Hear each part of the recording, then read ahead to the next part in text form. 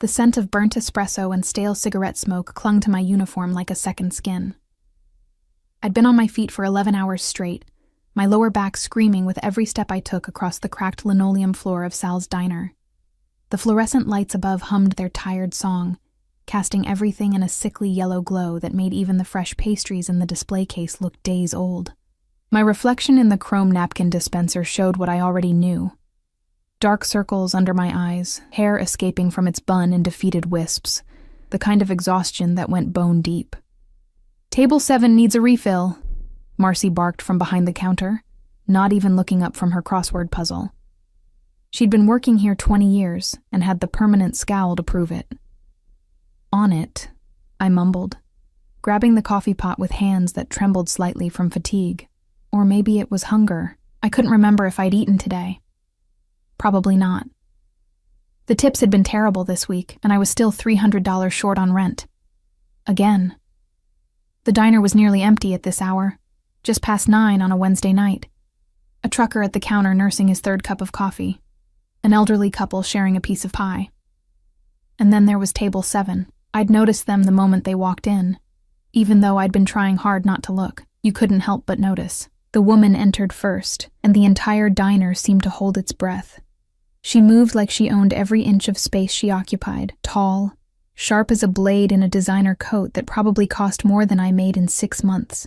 Her dark hair was pulled back so severely it looked painful. And her eyes, God, her eyes were cold. Predatory. The kind of eyes that evaluated your worth in half a second and found you wanting. Behind her came 2 men in dark suits, their jackets cut just loose enough to hide what I suspected were weapons. They flanked her like shadows, their gazes constantly scanning the room with a vigilance that made my skin prickle. I'd heard whispers, of course. Everyone in this part of the city had. Valentina Russo, the wife of Marco Russo, head of the Italian Mafia family that controlled everything from the docks to the downtown casinos. She was known for being just as ruthless as her husband, maybe more so. There were stories, the kind people only told in hushed voices, late at night, when they'd had too much to drink. A woman who'd looked at Valentina the wrong way at a charity gala had her business burned to the ground within a week. A man who'd tried to cheat the Russo family in a business deal had simply disappeared. And now she was sitting in Sal's diner, in my section, looking at the plastic-covered menu, like it might contaminate her perfectly manicured hands. I approached the table with the coffee pot, trying to make myself as small and invisible as possible. "Good evening. Can I get you something to drink while you decide?" Valentina didn't even glance up. "Espresso, if this place is capable of making one that doesn't taste like motor oil." Her voice was silk wrapped around steel. "Beautiful and dangerous. I'll do my best," I stammered, hating how weak I sounded. One of the bodyguards, the larger one with a scar cutting through his left eyebrow, leaned forward.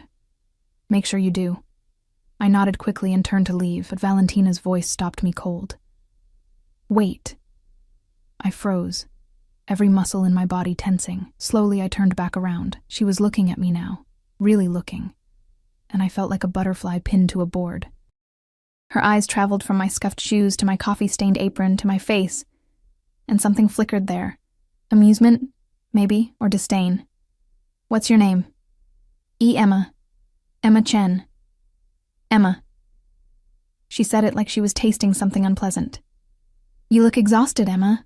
Rough day?" It wasn't said with kindness. It was an observation, clinical and cold. "Just a long shift, ma'am.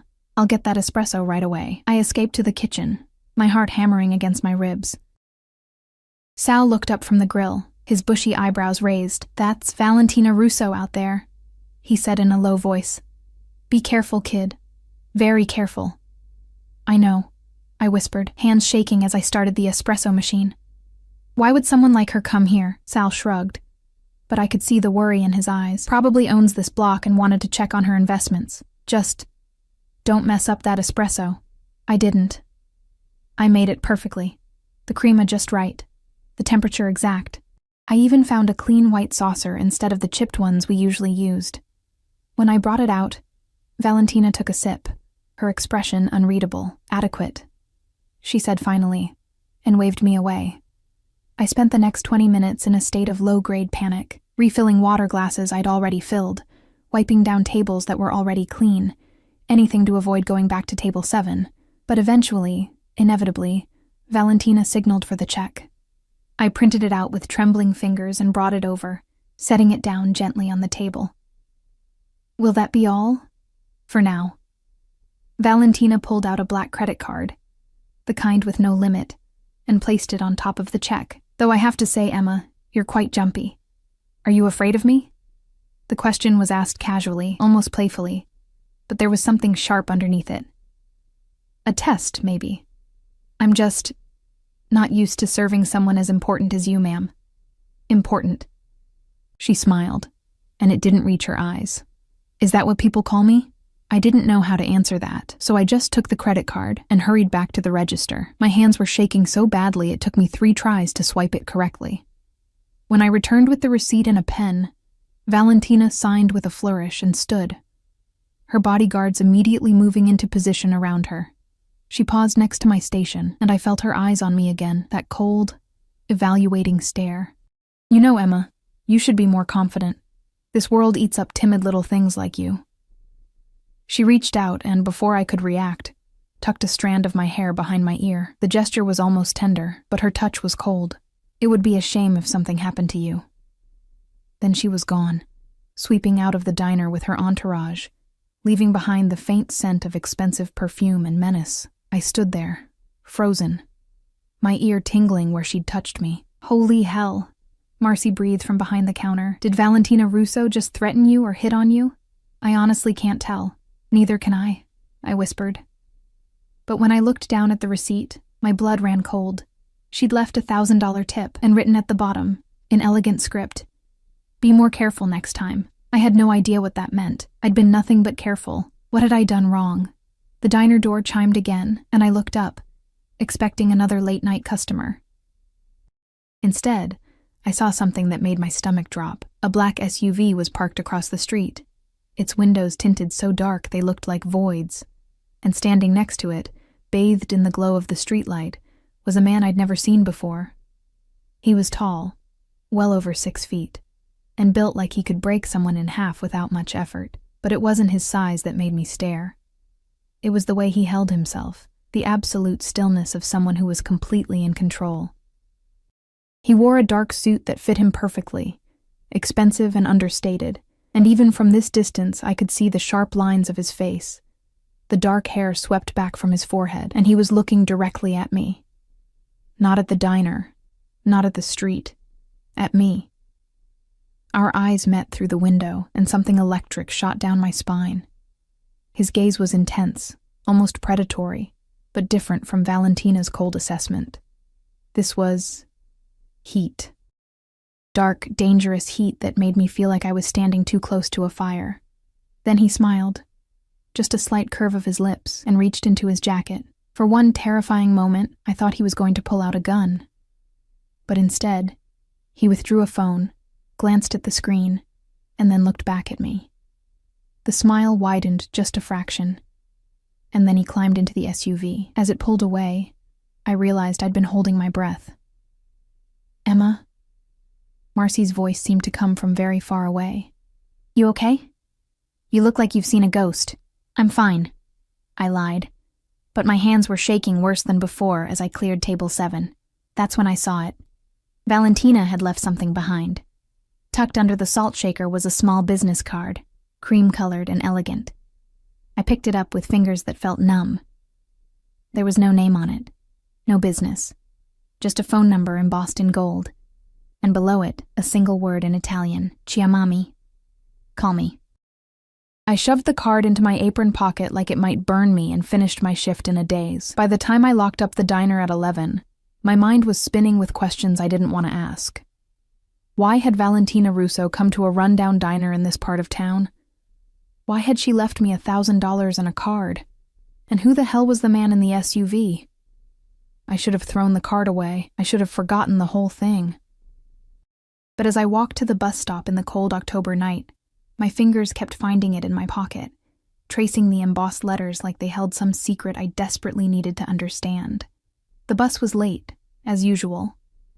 I stood under the flickering streetlight, exhaustion settling into my bones like concrete.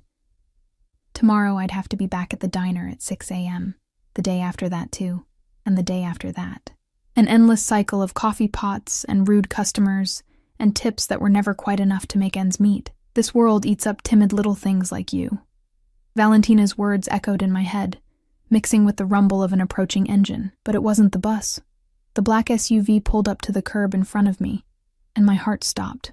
The back window rolled down with a quiet hum, and there he was, the man from before, even more intimidating up close.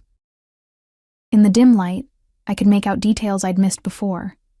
The sharp angle of his jaw, the slight crook in his nose that suggested it had been broken at least once, the way his dark eyes seemed to see right through me. Emma Chen.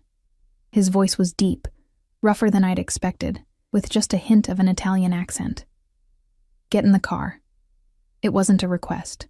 I don't know you. I know you don't know me. He leaned forward slightly, and I caught the scent of expensive cologne mixed with something darker. Leather, maybe, and smoke. But you have something that belongs to my wife, and I'd very much like to discuss how you came to have it. His wife. Oh, God. This was Marco Russo. I should have run. Every instinct in my body screamed at me to turn around and sprint down the street, to flag down the bus that was finally approaching, to do anything except get into that car with Marco Russo. But my legs wouldn't move. I stood frozen on the sidewalk, staring at him like a deer caught in headlights, while my mind raced through every terrible scenario. What did he mean? Something that belonged to his wife. The card? Was I not supposed to take it? Had Valentina left it as some kind of test, and I'd already failed? I'm not going to hurt you, Emma. His voice was quieter now, almost gentle, though the edge never quite left it. I just want to talk. 5 minutes. That's all. Here is fine, I managed to say, though my voice came out as barely more than a whisper. We can talk here. Something flickered across his face. Amusement, maybe, or respect. You have more backbone than I thought, but no. Not here. Not in the open. He glanced up and down the empty street, and I noticed for the first time that there was another man in the driver's seat, his eyes fixed on the rearview mirror, constantly scanning. Get in the car, Emma. Please. The please surprised me. Men like Marco Russo didn't say please. They gave orders and expected them to be followed. But there was something in the way he said it. Not quite a request, but not quite a command either. An invitation wrapped in inevitability. My hand found the door handle before I'd consciously decided to move. The interior of the SUV was immaculate. Black leather seats that looked like they'd never been sat in, the faint smell of new car mixed with that cologne of his. I slid in, keeping as much distance between us as the seat would allow, and the door closed behind me with an expensive, final-sounding click. The driver pulled away from the curb smoothly, and I watched the bus stop disappear behind us, my last connection to normalcy vanishing into the night. Where are we going? I asked, trying to keep the panic out of my voice. Nowhere yet. We're just driving. Marco settled back against his seat, but I noticed his body remained coiled, ready. Like even in this moment of apparent relaxation, he was prepared for violence. Tell me, Emma, how did you enjoy meeting my wife? I clutched my purse against my chest like a shield. She came to the diner. I just served her coffee, that's all. That's all? He turned to look at me fully, and I was struck again by the intensity of his gaze. Up close, I could see flecks of gold in his dark eyes, could see the fine lines at their corners that suggested he was older than I'd initially thought, maybe late 30s, early 40s. Valentina doesn't just do anything, Miss Chen. Every action she takes is calculated. So I'll ask again, what happened tonight? I swallowed hard, my throat suddenly dry. She ordered an espresso. She asked my name, told me I looked tired, and then she left. And gave you a very generous tip, I'm told, along with something else. So he knew about the card. Of course he knew. Men like Marco Russo knew everything that happened in their territory. I didn't ask for it, I said quickly. She just left it there. I wasn't even sure if I was supposed to take it. Show me. With trembling fingers, I pulled the card from my apron pocket and held it out. Marco took it, his fingers brushing mine for just a second. But it was enough to feel the calluses there, the roughness that spoke of violence in his past. He studied the card, his expression unreadable. "Chiamami," he read aloud, then laughed, a short, harsh sound without any real humor in it. "My wife has a very particular sense of humor." He handed the card back to me. "Do you know what this means, Emma?" "Call me," I whispered, "but I don't understand why she would—" "Because she saw something in you tonight, something that amused her, or threatened her. With Valentina, it's often hard to tell the difference." He leaned forward slightly, and I pressed myself back against the seat. "Tell me something. Did she touch you?" The question was so specific, so pointed, that I knew he already knew the answer. "My hair," I admitted. She tucked a strand behind my ear. Marco's jaw tightened almost imperceptibly. "Of course she did." He was quiet for a moment, staring out the tinted windows at the city passing by, the closed shops, the empty sidewalks, the occasional homeless person huddled in a doorway. "My wife has a habit of marking things she considers hers, and now, unfortunately, she's marked you." "I don't understand. I'm nobody. I'm just a waitress." "That's exactly why." He turned back to me, and there was something in his eyes now that I couldn't quite identify. Not pity, but something close to it. "Valentina collects people the way others collect art. She likes having power over them, likes knowing they're afraid of her. And you, Emma Chen, were afraid. She could smell it on you." "Everyone's afraid of her," I said, and was surprised by the bitterness in my own voice. "That's what people say, that she's—" I trailed off, realizing I was probably saying too much to the wrong person. "Ruthless? Cruel? A monster?" Marco's lips curved into something that might have been a smile. "Go ahead. Say it. I've heard worse." "I was going to say powerful." "Ah." He studied me with renewed interest. "Diplomatic. But you're not wrong. Valentina is powerful. She's also jealous, possessive, and when she feels threatened, extremely dangerous. Which is why we're having this conversation." The SUV turned down a street I didn't recognize, heading away from my neighborhood and toward the waterfront. My pulse quickened. I still don't understand what I did to threaten her. I served her coffee. That's it. "You existed," Marco said simply. "You were young, pretty in an understated way, and completely unaware of your own appeal. That's catnip to Valentina. She'll want to break you, just to prove she can. Unless..." "Unless what?" He was quiet for a long moment, his expression thoughtful. "Unless I break you first." The words hung in the air between us, and I felt my blood turn to ice. "Please," I whispered. "I don't want any trouble. I'll throw away the card. I'll forget this ever happened. I'll quit my job and move if I have to." "Shh." The sound was surprisingly gentle. I didn't mean it like that. Wrong choice of words. He ran a hand through his dark hair, and for the first time, I saw a crack in his composure. "I'm trying to help you, Emma, though I'm doing a terrible job of explaining it. Let me start over." The driver's phone rang, and he answered in rapid Italian. Marco listened, his expression darkening, then barked out a response that made the driver flinch. When he turned back to me, some of the intensity had returned to his face. "Change of plans. We need to make a stop." "What kind of stop?" "The kind where you stay in the car and don't ask questions." The SUV pulled up in front of what looked like an abandoned warehouse on the waterfront. The area was dark, the only light coming from a few scattered street lamps that cast long shadows across the cracked pavement. 3 other cars were already there, their occupants standing in a loose circle, smoking and talking in low voices. Marco reached into his jacket, that same gesture I'd seen earlier, and this time he did pull out a gun. It was sleek and black and terrifying, and he checked it with the casual efficiency of someone who'd done it 1,000 times before. "Stay here," he said to me, his voice hard now. "All business. Don't leave this car for any reason. Lock the doors after I get out. If anything happens, and I mean anything, you tell Tony to drive. He'll get you somewhere safe." "What's going to happen?" I asked, my voice small. "Hopefully nothing. But in my business, It's best to be prepared. He opened the door, then paused. And Emma, if Valentina calls you, and she will, don't answer. Not until I tell you it's safe. Then he was gone, striding toward the group of men with a confidence that made them all straighten up. I heard the click of the locks engaging, and Tony, the driver, caught my eye in the rearview mirror. Don't worry, Signorina, he said in heavily accented English.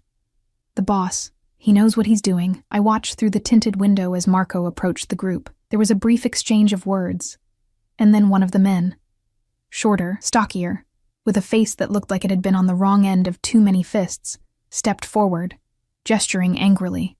Marco remained perfectly still, but I could see the tension in his shoulders, the way his hand stayed close to where he'd tucked the gun. The argument escalated. The stocky man got closer, jabbing his finger toward Marco's chest. And then, so fast I almost missed it, Marco moved. One moment they were arguing. The next, the stocky man was on the ground, Marco's knee on his back, and the gun pressed against the base of his skull. The other men scattered, some reaching for their own weapons, but Tony was already opening his door, his own gun out, and pointed at them. Madonna, Tony breathed. This is not good. What's happening? I asked, my voice shaking. That man on the ground, Sal Benedetti. He works for the Corsini family. If Mr. Russo kills him, there will be war. I watched in horror as Marco said something to the man beneath him, too quiet for me to hear, but clearly menacing based on how Benedetti went rigid. Then Marco stood up, holstered his gun, and walked back to the SUV as calmly as if he'd just been discussing the weather. He slid back into the seat next to me, not a hair out of place, though I could see his chest rising and falling a bit faster than before. Apologies for that interruption, he said, as Tony pulled away from the warehouse.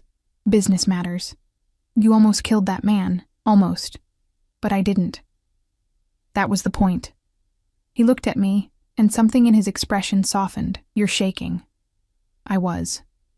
My whole body was trembling, adrenaline coursing through my veins even though I'd been safe in the car the entire time. I've never seen anything like that before. And if I have my way, you never will again. He reached out slowly, giving me time to pull away, and when I didn't, he took my hand in his. His palm was warm, solid, grounding. Listen to me carefully, Emma. I need you to understand something. The world I live in, the world Valentina lives in, it's not like yours. It's violent and cruel, and there are no second chances for weakness, but you don't belong in it. He trailed off, studying our joined hands like he was trying to figure out a puzzle. I'm what? Innocent, he said finally. And that's so rare in my life that I barely recognize it anymore. He squeezed my hand gently, then let go, leaving me feeling strangely bereft. I'm going to take you home now, and tomorrow, you're going to quit your job at Sal's diner. I can't quit. I need the money. You'll have a new job. Better pay, safer location. I own a gallery in the arts district. They need someone to manage the front desk. It's easy work, and you'll make 3 times what you're making now. I don't understand. My head was spinning. Why are you doing this? You don't even know me. Because my wife has decided to play with you, Marco said, his voice going hard again. And when Valentina plays with something, she usually breaks it. I'm trying to keep you out of her reach. By putting me in a job you control? That's still within your reach. Within her reach. He smiled then. A real smile. Not the cold curve of lips I'd seen before. It transformed his entire face, made him look younger, almost boyish. You're smarter than you pretend to be, aren't you? Yes, you'll be in my reach. But I'm offering protection, Emma. Valentina hurts people. I just try to keep the damage to a minimum. The SUV pulled up in front of my apartment building, a rundown 4-story walk-up with peeling paint and a front door that didn't lock properly. Next to the gleaming SUV, it looked even more pathetic than usual. This is where you live? Marco asked, his voice carefully neutral. It's what I can afford. He was quiet for a moment, staring up at the building.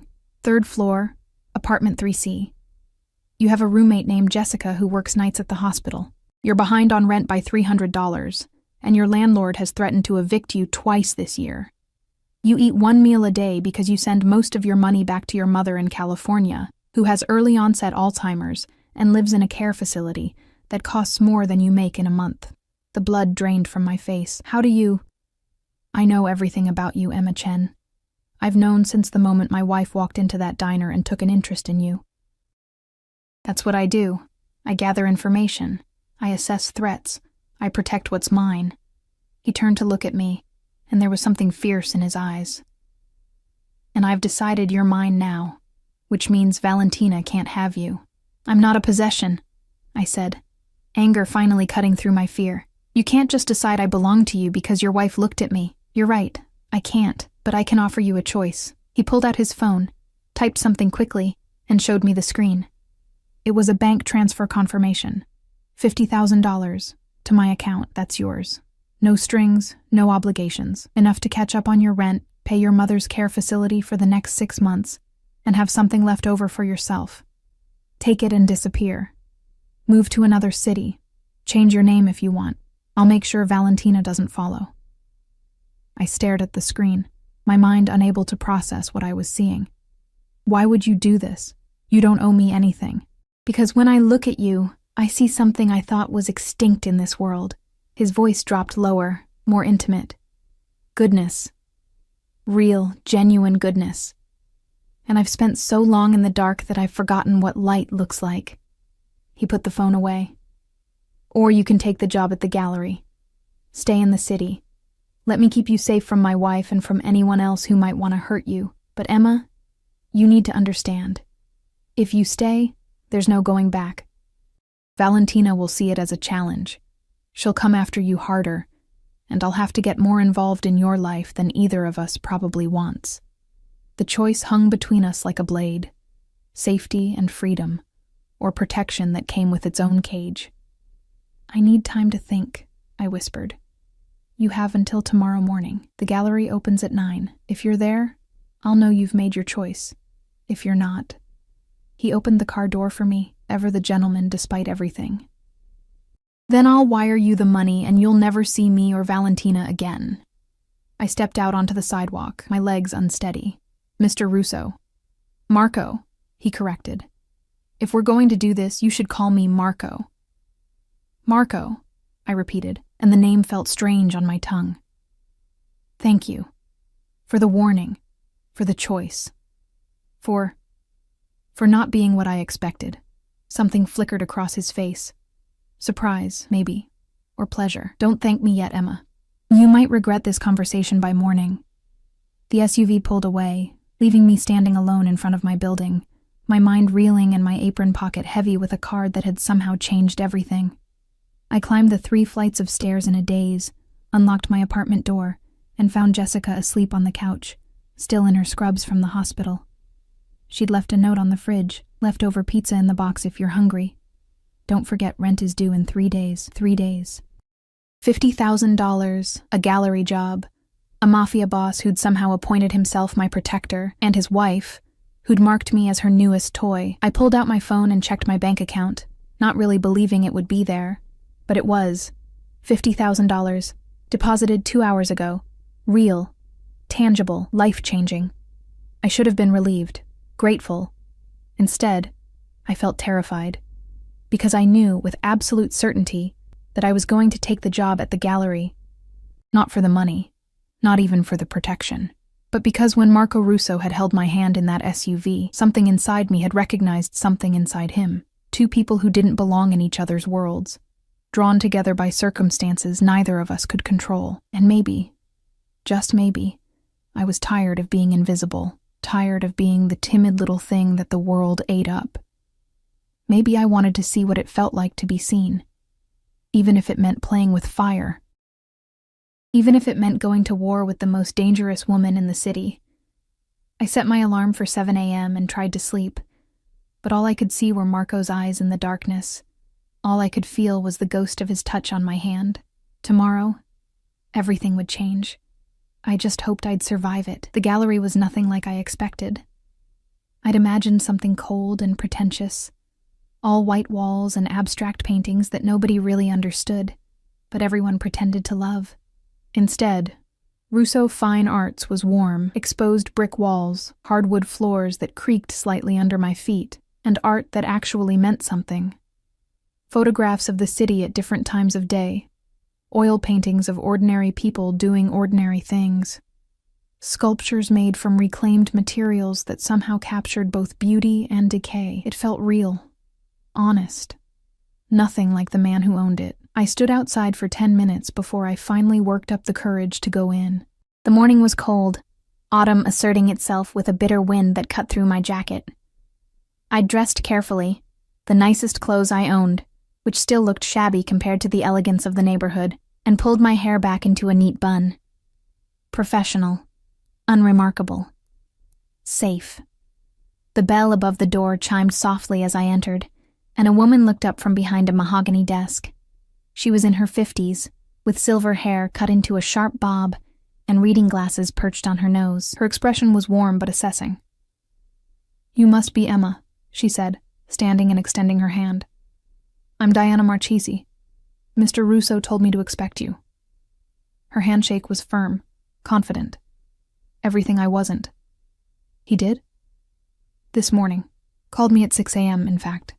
She smiled, though there was something knowing in her eyes. He does that sometimes. Early riser, our Mr. Russo. Never sleeps much. She gestured to a smaller desk in the corner, positioned to have a view of both the entrance and the main gallery space. "That'll be yours. The work isn't complicated. Answer phones, greet clients, schedule appointments for viewings. We're not busy most days, so you'll have plenty of time to familiarize yourself with the collection." "I don't know anything about art," I admitted. "You don't need to. You just need to be polite and observant. Mr. Russo values observant people." Diana returned to her own desk and pulled out a folder. "Now let's get the paperwork sorted. Tax forms, direct deposit information, employee handbook, standard things." I spent the next hour filling out forms in a daze, still not quite believing this was real. The salary Diana mentioned was exactly what Marco had promised. 3 times what I made at the diner, with benefits. Paid time off. Things I'd thought were myths, reserved for people with college degrees and career paths. "One more thing," Diana said as I signed the last form. "Mr. Russo asked me to give you this." She handed me a small velvet box. My hands shook as I opened it. Inside was a phone, sleek, expensive, brand new, and a note in bold, masculine handwriting. "Your old phone isn't secure. Use this one. My number is already programmed. Call if you need anything. M." "He's very thorough," Diana said, watching my reaction carefully. "About security, I mean. All his employees get company phones. Makes it easier to reach us if there's an emergency." But I noticed she didn't have one on her desk. Just her regular phone, scratched and outdated. This wasn't about company policy. This was about control, about keeping tabs on me. I should have been angry, should have thrown the phone back and walked out. But instead, I found myself slipping it into my purse, right next to my old phone and Valentina's card. The morning passed quietly. A few clients came in, wealthy-looking people who spoke in hushed tones about composition and technique. Diana handled them with easy grace, while I observed and learned. By lunchtime, I was starting to relax, starting to think maybe this would be okay. Then the door opened, and Valentina Russo walked in. She was even more striking in daylight, tall and razor-sharp in a white pantsuit that probably cost more than my entire wardrobe. Her hair was down today, falling in dark waves past her shoulders, and her lips were painted blood red. She moved through the gallery like a shark through water, predatory and beautiful and impossible to look away from. Diana stood immediately, her expression carefully neutral. "Mrs. Russo, what a pleasant surprise. Diana." Valentina's voice was silk and poison. "I heard my husband hired someone new. I wanted to meet her." Her eyes found me, and I felt pinned again, just like at the diner. She crossed the gallery slowly, deliberately, her heels clicking against the hardwood floor like a countdown. "Emma Chen," she said, my name rolling off her tongue like she was tasting it. "You took the job." "Yes, ma'am." My voice came out steadier than I felt. "Interesting." She circled my desk slowly, taking in every detail, my clothes, my posture, the way my hands gripped the edge of the desk. "And tell me, Emma, did my husband make this offer personally?" Or did he send one of his lackeys? The question was a trap. I could feel it, even if I didn't understand the mechanics of it. He offered me the position yesterday evening, I said carefully. I accepted this morning, yesterday evening. Valentina smiled, but it was all teeth. How romantic. A late-night meeting, a job offer, a rescue from your miserable little life. Marco does love playing the hero. She leaned against my desk, close enough that I could smell her perfume, something expensive and suffocating. But let me tell you something about my husband, Emma. He doesn't do anything without a reason, and his reasons are never as noble as they seem. Mrs. Russo, Diana interjected carefully. Perhaps we could discuss this in the back office. No. Valentina didn't even look at her. I think Emma and I should get to know each other better. After all, if she's going to be working in my husband's gallery, spending time in his space, she should understand how things work. She reached out and tucked that same strand of hair behind my ear, just like she had at the diner. Tell me, sweet Emma, has Marco touched you yet? My face burned. No. Of course not. Of course not, Valentina repeated mockingly, because he's such a gentleman, so respectful, so careful. Her hand moved from my hair to my chin, tilting my face up to meet her gaze. Her grip was gentle but firm, impossible to break without making a scene, but he will. They always do. And when he does, I want you to remember something. Everything he has, everything he is, belongs to me, including his little projects. I'm not a project, I said, and was surprised by the edge in my own voice. Valentina's eyes widened slightly, and then she laughed, a genuine sound of delight. Oh, she has some fire after all. How wonderful. She released my chin, but didn't step back. I'm going to enjoy watching you, Emma Chen. Watching you try to navigate this world you don't understand. Watching you realize that you're in over your head. And watching you break. That's enough. Marco's voice cut through the tension like a blade. I hadn't heard him enter, but there he was, standing in the doorway with two of his men behind him. He was dressed in a dark suit, perfectly tailored, and there was something different about him in the daylight. More solid, more real, somehow more dangerous.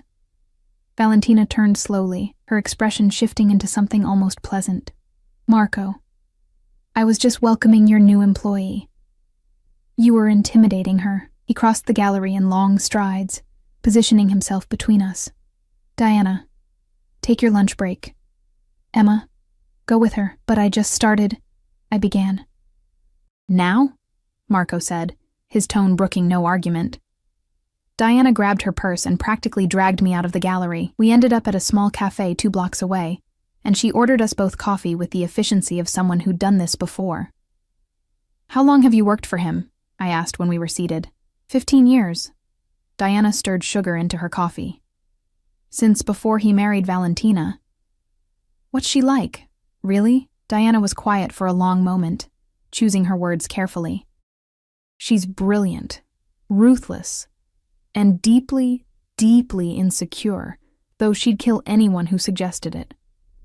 She came from nothing, grew up in the slums of Naples, clawed her way up through various criminal organizations until she caught Marco's attention. He married her 5 years ago, thinking she'd be an asset to his business. And she has been. But she's also... Diana trailed off. Dangerous, I finished. More than you know. Diana met my eyes. Emma, I don't know what happened between you and Mr. Russo, and I'm not going to ask, but you need to understand something. Valentina sees you as a threat now, not because of anything you've done, but because Marco went out of his way to protect you. That means something to him, which means it threatens her position. I don't want to threaten anyone. I just need a job. I know, but in this world, intentions don't matter. Only actions. She sipped her coffee. Be careful. Be smart. And whatever you do, don't let yourself care about him. Marco Russo is a good man in a terrible business, and he's married to a woman who would burn down the world rather than share him with anyone. We returned to the gallery an hour later to find it empty. No Marco, no Valentina, no bodyguards, just a note on my desk in that same bold handwriting. I'm sorry. She won't bother you again. But he was wrong. That evening as I was closing up the gallery, My new phone buzzed. An unknown number, but I knew who it was before I even answered. "Hello, Emma." Valentina's voice was warm, almost friendly. "I hope I didn't scare you too badly today." "What do you want?" "To talk. Just talk. You and me, woman to woman, tomorrow night 8 o'clock. I'll send a car." She paused. "You can refuse, of course, but Marco won't always be there to protect you. And I think you're smart enough to know that making an enemy of me would be unwise." "Why?" I asked, my voice barely above a whisper. "Why are you doing this?" "Because you're interesting, Emma, and I haven't been interested in anything for a very long time." She laughed softly. "Besides, my husband has claimed you, which means you're already part of our game, whether you like it or not. The only question is whether you're a player or a pawn." The line went dead. I stood there in the empty gallery, surrounded by beautiful art and elegant architecture, and felt the walls closing in. Marco had promised protection, but what he'd really done was paint a target on my back. Valentina had marked me, and now she was circling, waiting for the right moment to strike. I should call Marco, should tell him about Valentina's invitation, should let him handle it. But Diana's words echoed in my mind. "Don't let yourself care about him." If I called Marco, I'd be admitting I needed him, admitting I couldn't handle this myself, admitting I was exactly the weak, timid thing everyone thought I was. So instead, I locked up the gallery, took the bus home, and spent the night staring at the ceiling, wondering if I'd just made the biggest mistake of my life. Tomorrow night, I'd meet Valentina Russo on her terms, without Marco, without protection, just me and the most dangerous woman in the city. And maybe, just maybe, I'd figure out what game they were really playing, and how to survive it. The car Valentina sent wasn't what I expected. No threatening black SUV with tinted windows. Instead, a sleek silver sedan pulled up in front of my apartment at precisely 8 o'clock, driven by a woman in her 30s with short blonde hair and a professional smile. "Miss Chen, I'm Sophia. Mrs. Russo asked me to bring you to dinner." Dinner. She'd said talk, but of course it would be dinner. Everything with these people was wrapped in layers of civility that barely disguised the violence underneath. I'd dressed carefully. A simple black dress I'd bought years ago for a job interview I never got. My hair down for once. Minimal makeup. I wanted to look composed, not like I'd spent the entire day terrified and second-guessing this decision. I hadn't told Marco, hadn't even touched the new phone he'd given me. This was between Valentina and me, and I needed to handle it myself. The drive took us to the waterfront, to a restaurant I'd only seen in magazines, the kind of place where reservations were made months in advance, and the cheapest bottle of wine cost more than my weekly paycheck. Sophia led me through the main dining room, where wealthy patrons barely glanced up from their plates, and into a private room at the back. Valentina sat alone at a table set for two, a glass of red wine in her hand. She'd changed since the gallery, now wearing a black dress that hugged every curve, her hair pulled back into an elegant twist. She looked like something out of a fashion magazine, untouchable and perfect. "Emma." She smiled and gestured to the chair across from her. "I'm so glad you came.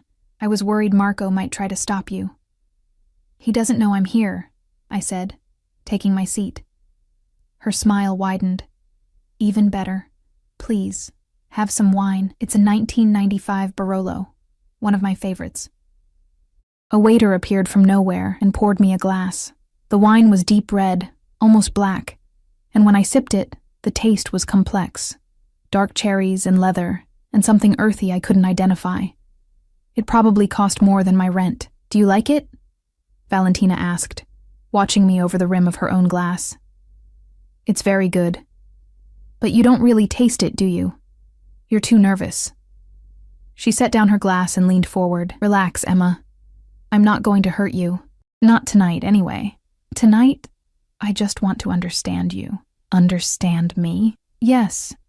You see, when Marco brought you into our lives, I was curious. What could possibly be so special about a waitress from a rundown diner that my husband would go to such lengths to protect her?" She tilted her head, studying me. "At first, I thought maybe you were lovers, that he'd been visiting you in secret, that this was just another affair.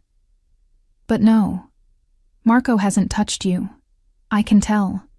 He wants to, but he hasn't. My face burned. There's nothing between us. Not yet. But there will be. She said it with such certainty, such casual cruelty. My husband has a weakness for broken things.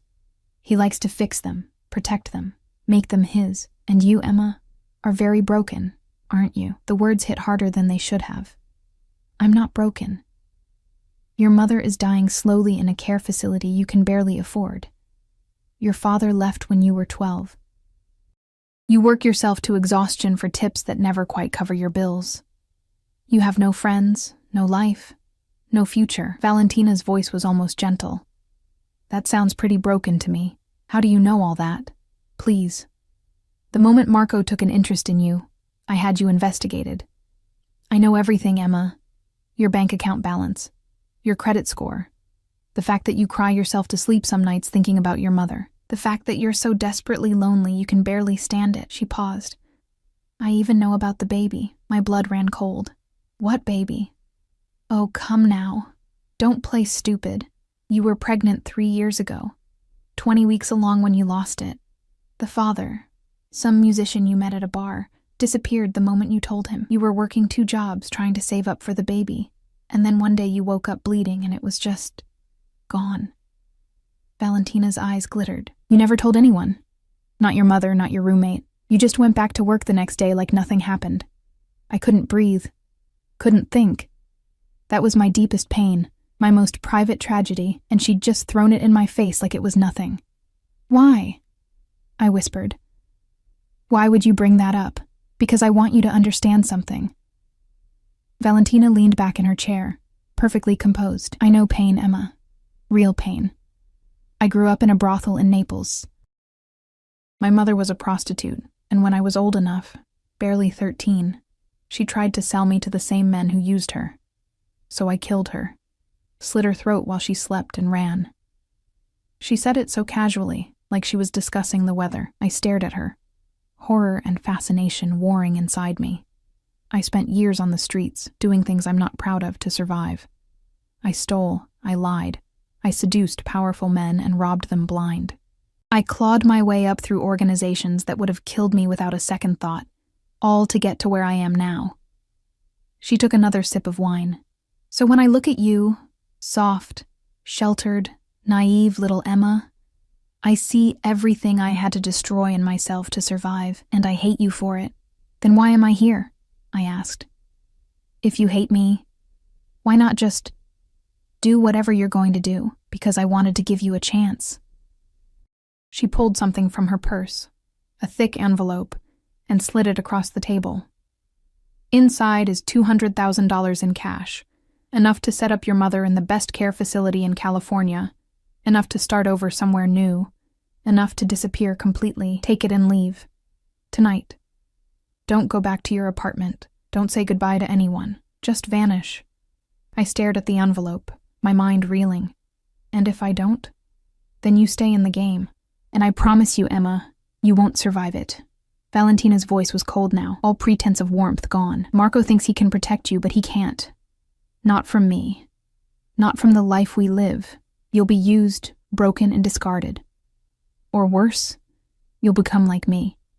And trust me, you don't want that. My hands shook as I reached for the envelope. $200,000, my mother's care, a new life, freedom.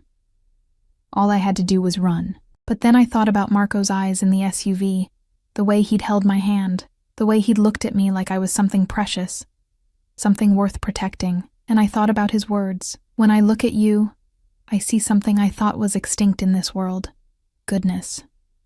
No, I said, pushing the envelope back across the table. Valentina's expression didn't change, but something flickered in her eyes. No, I'm not running. I didn't ask to be part of whatever this is between you and Marco, but I'm not going to let you chase me away because you're afraid. Afraid? The word came out sharp, dangerous. Of what exactly would I be afraid? Of losing him. The words came out before I could stop them. But once I started, I couldn't stop. You said Marco has a weakness for broken things he wants to fix. But maybe his real weakness is that he's trapped in a marriage with someone who sees everything as a transaction. Maybe he's tired of living in a world where love is just another form of currency. The silence that followed was deafening. Valentina stared at me, her face absolutely still, and I realized I might have just signed my own death warrant. Then slowly, she started to laugh. Not the cruel, mocking laugh from before, but something genuine, almost admiring. "Oh, Emma, you really have no idea what you've just done, do you?" She stood, smoothing down her dress. "I offered you a way out. I tried to be merciful, but you've chosen to stay and fight, which means the gloves come off." She leaned down, her face inches from mine. "Marco might think you're special, but you're not. You're just another naive girl who thinks she can change a man like him. And I'm going to enjoy watching him break your heart." She straightened and walked toward the door, then paused. "Oh, and Emma, that money your dear husband deposited in your account. It came from a drug shipment that killed 17 people when it was stolen from a rival family. Every dollar you've spent is soaked in blood. Sleep well." Then she was gone, leaving me alone in the private room with a half-empty glass of wine and the envelope of money still sitting on the table. I sat there for a long time, my mind spinning. Everything she'd said about my past, about the baby, about the money, it was all designed to break me, to make me feel dirty and compromised. And it had almost worked, but something else was happening too. Something I hadn't expected. I was angry, not scared, not intimidated. Angry. Angry at Valentina for using my pain as a weapon. Angry at Marco for dragging me into his world without fully explaining what it meant. Angry at myself for being so desperate for connection that I'd walked into this trap in the first place. I grabbed the envelope, stood, and walked out of the restaurant. Sophia was waiting by the car, but I waved her off. I'll find my own way home.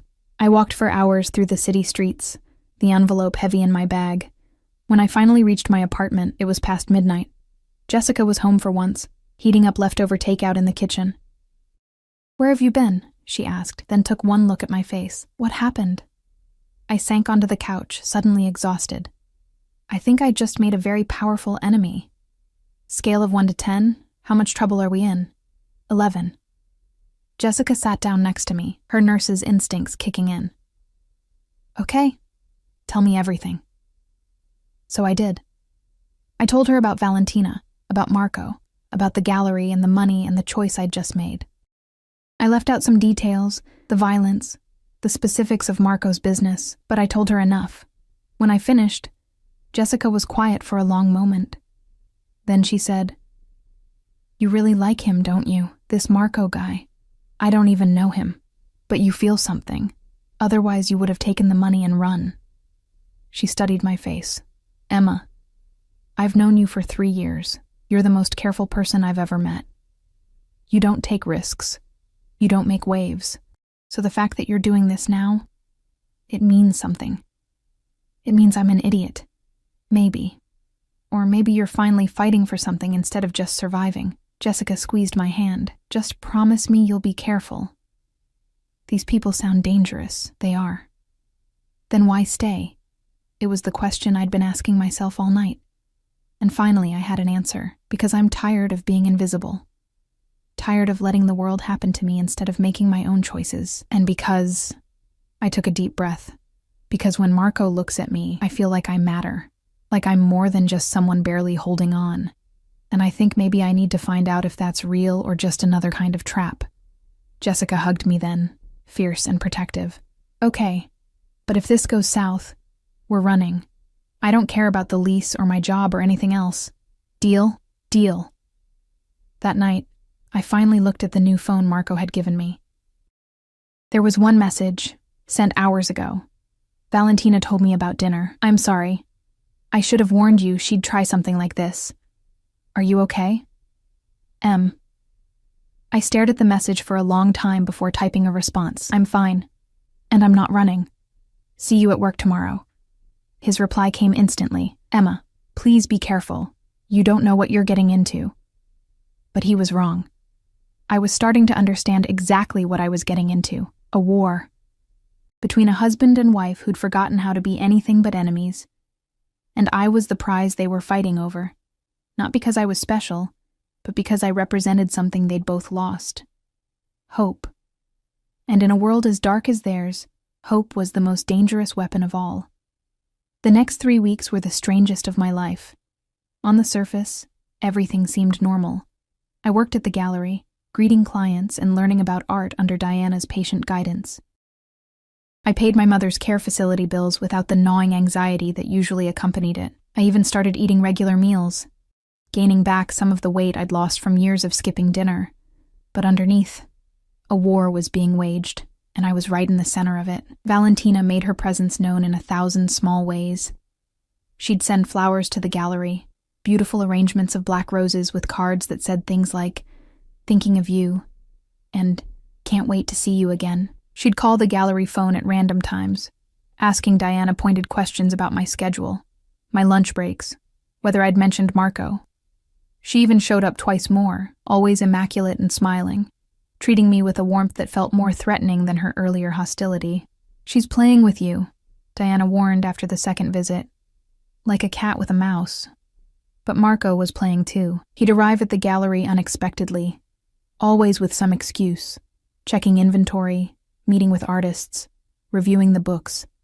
But his eyes would find me every time, holding my gaze for just a moment too long, checking that I was okay, that I was still there.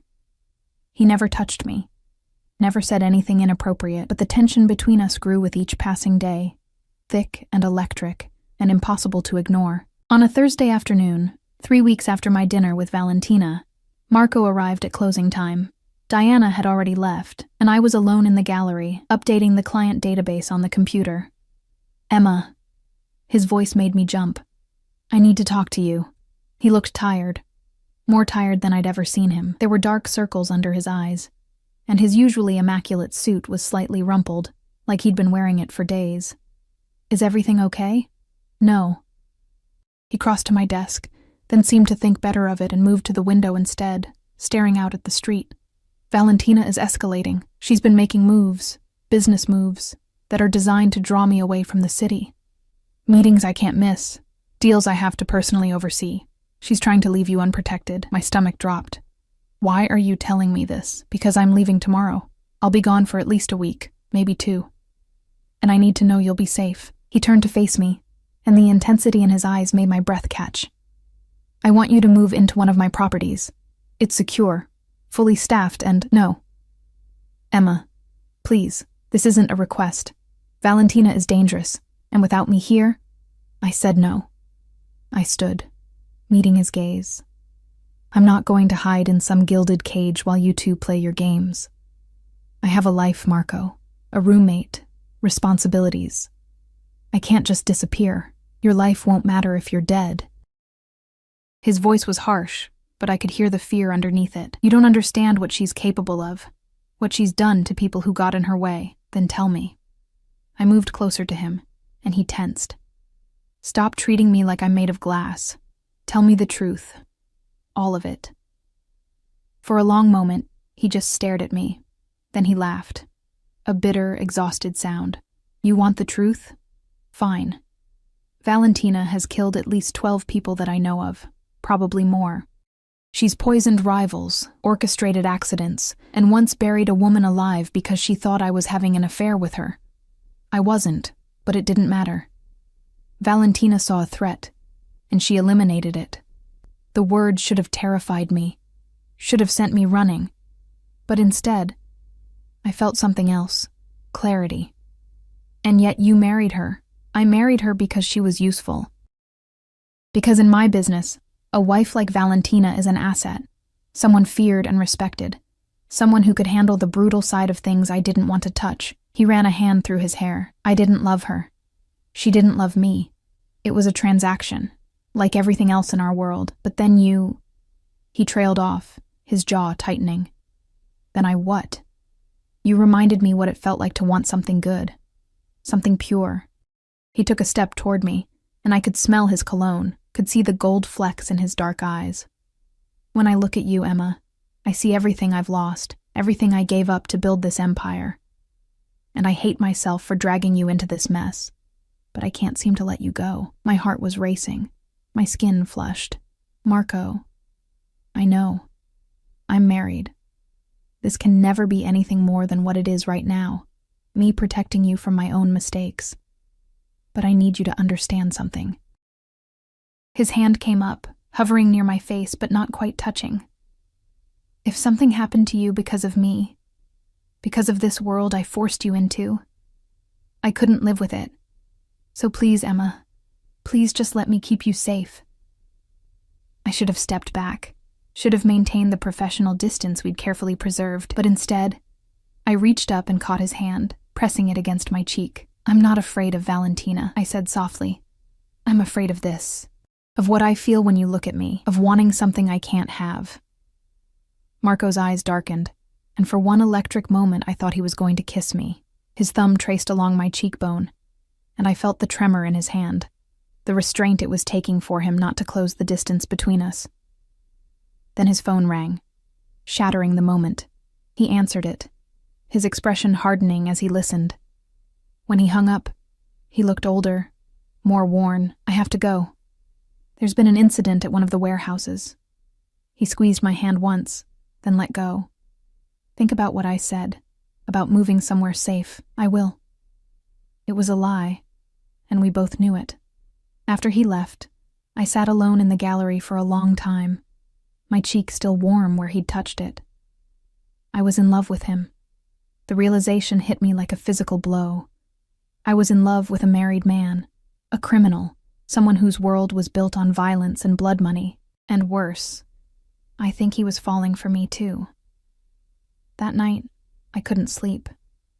I paced my apartment until Jessica threatened to sedate me, then finally grabbed my coat and went for a walk. The city was quiet at 2 a.m., just the occasional car passing and the distant wail of sirens. I found myself at the waterfront, staring out at the dark water and thinking about choices, about the life I'd been living before Marco. Small, safe, invisible. And the life I was living now, terrifying and complicated, and more alive than I'd felt in years. Beautiful night, isn't it?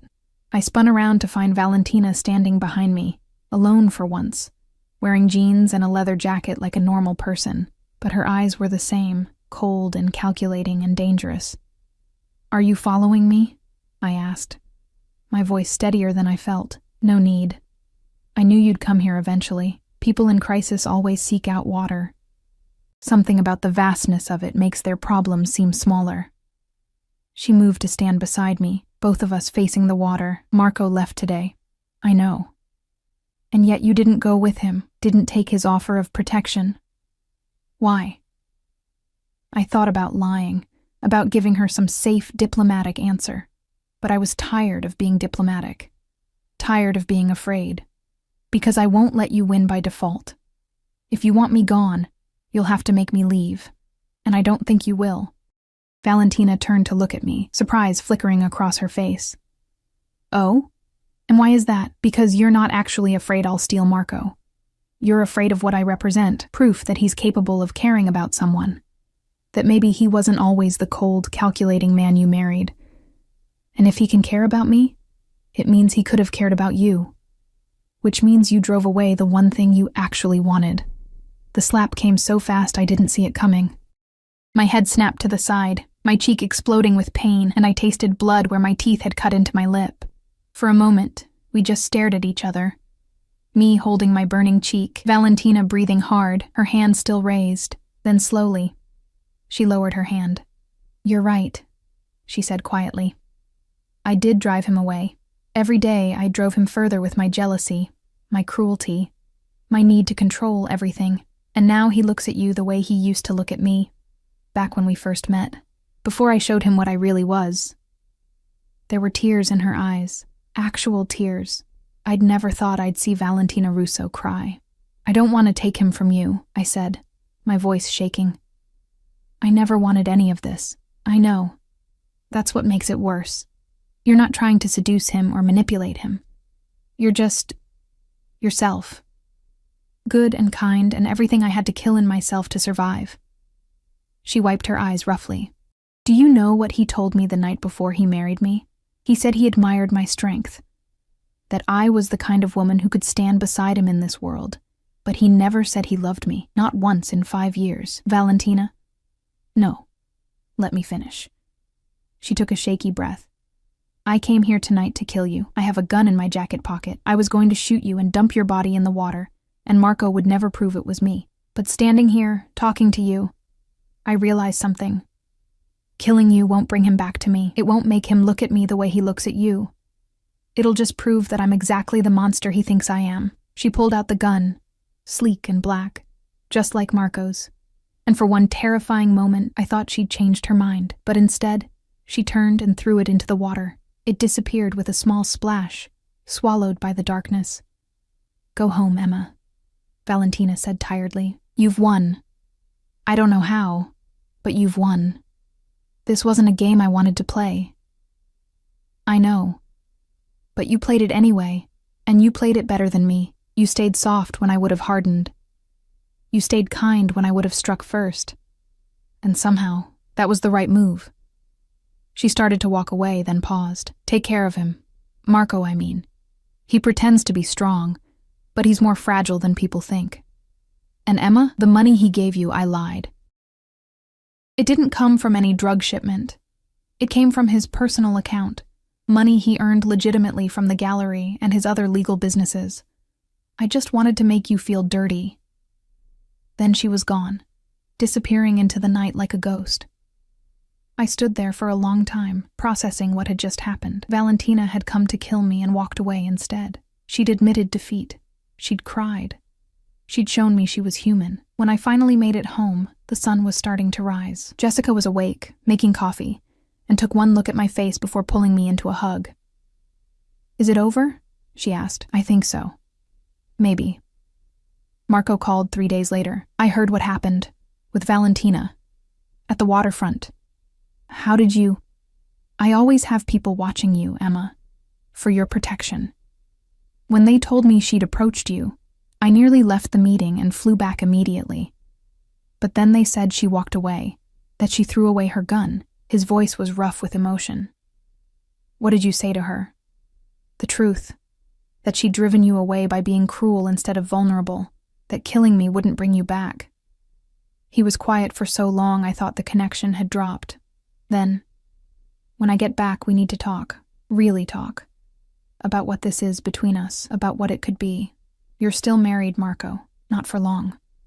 I filed for divorce this morning. Valentina and we both knew it was over. We've known for a while. This just forced us to finally admit it. He paused. I'm not asking you to wait for me, Emma. I'm not asking you for anything. But I need you to know that you changed something in me. Made me remember what it felt like to want something beyond power and control. And regardless of what happens between us, I'll always be grateful for that. Tears streamed down my face. When will you be back? 2 weeks. Maybe less if I can manage it. Will you still be here? Yes. I'll be here. Good. Because I have so much to tell you. About my past, about my business, about what my life will look like as I try to go legitimate. It won't be easy, and I'll have enemies. But if you're willing to take that risk... I am, I said, and realized I meant it. I'm tired of playing it safe, Marco. I'm tired of being invisible. Whatever comes next, I want to face it. With you. His laugh was warm, genuine. My brave Emma, I'll see you soon. The next 2 weeks passed in a strange, suspended state. I worked at the gallery, which felt different now. Lighter somehow, like a weight had been lifted. Diana noticed the change and smiled but didn't ask questions. Valentina filed for divorce 3 days after Marco. The news spread through the criminal underworld like wildfire. The Russos were splitting, and everyone was scrambling to figure out what it meant for their own positions. But the divorce was civil, almost friendly. Valentina kept her own businesses and connections, and Marco kept his. They divided their empire with the cold efficiency of business partners, not scorned lovers. She came to the gallery once more, a week before Marco was due to return. She looked different, softer somehow, her sharp edges just slightly dulled. I'm moving to Naples, she told me. Going back to where I started, but this time with money and power. Maybe I'll finally figure out who I am without Marco to define me. "I hope you find what you're looking for," I said, and meant it. "You too, Emma. You too." She paused at the door.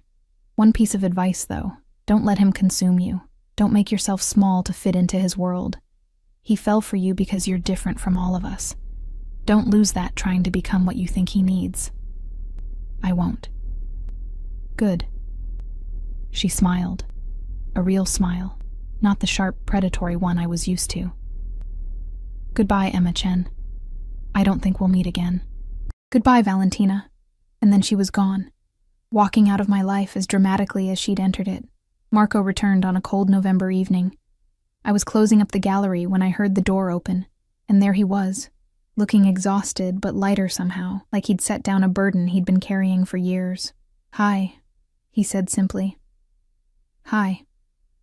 We stared at each other across the gallery, all the art and beauty around us fading into background noise. Then he crossed the space between us in 3 long strides and pulled me into his arms. The kiss was everything I'd imagined, and nothing like I'd expected. Gentle but desperate, tender but consuming. His hands cupped my face like I was something precious, and I felt tears streaming down my cheeks, mixing with the kiss. When we finally broke apart, we were both breathing hard. "I'm a mess, Emma," he said, his forehead pressed against mine. "I have enemies, dangerous business to untangle, a past that will always haunt me. I can't promise you safety or normalcy or any of the things you deserve." "I don't want normal," I whispered. "I want real. I want to matter. I want to feel alive instead of just surviving. And when I'm with you, I feel all of that. Then let's be a mess together." He kissed me again, softer this time. "Let's figure out what comes next, one day at a time." "One day at a time," I agreed. That night, Marco told me everything. About his childhood in Sicily, watching his father build an empire on blood and fear. About inheriting that empire at 25 when his father was murdered. About trying to balance legitimate businesses with the criminal enterprises he couldn't fully escape. About the men he'd killed, the deals he'd made, the compromises that had slowly eroded his soul. And I told him my story too. About my father leaving, my mother's illness, the baby I'd lost and never let myself grieve. About feeling invisible for so long that I'd almost convinced myself I preferred it that way. We talked until sunrise, drinking coffee in the gallery surrounded by beautiful art, planning a future that seemed impossible but somehow, maybe, within reach. Marco began the long process of going legitimate, selling off the criminal enterprises, cutting ties with the families, investing in legal businesses. It wasn't easy. There were threats, attempts on his life, former allies who became enemies overnight. But he had good people around him, and slowly, painfully, he built something new. I stayed at the gallery, eventually becoming its director when Diana retired. I learned about art not as a job, but as a passion, discovering I had an eye for emerging talent. Marco and I bought a small apartment together. Nothing ostentatious, just a cozy space that was ours. My mother's condition stabilized with the better care I could now afford. She didn't always remember me, but on her good days I'd tell her about my life. Carefully edited, of course. About the man I loved, the work I was proud of, the life I'd built from the ashes of that terrified waitress at Sal's diner. Jessica remained my best friend, my anchor to the normal world when things got too intense. She married a fellow nurse and made me her maid of honor, and I cried through the entire ceremony thinking about how far we'd both come. And Valentina? I saw her name in the papers occasionally. Some business deal in Italy, a charity gala in Naples. She'd rebuilt herself far from Marco, far from the life that had nearly destroyed her. I hoped she'd found peace, maybe even happiness. As for Marco and me, we got married 2 years after his divorce was finalized, in a small ceremony at the gallery with just our closest friends. No mob bosses, no dangerous alliances, just 2 people who'd found each other in the darkness and chosen to walk toward the light together. It wasn't a fairy tale. We fought sometimes, about his past, about the dangers that still lingered, about the cost of the choices we'd made. But we also laughed, loved, and built a life that was messy and complicated and absolutely, perfectly real. Because in the end, that's what I'd been searching for all along. Not safety, Not wealth, not even love necessarily. Just the chance to matter, to be seen, to take up space in the world instead of trying to disappear into the background. And standing in Marco's arms, in the gallery we'd built together, surrounded by art that captured both beauty and pain, I finally felt like I'd found it. I wasn't invisible anymore. I was alive.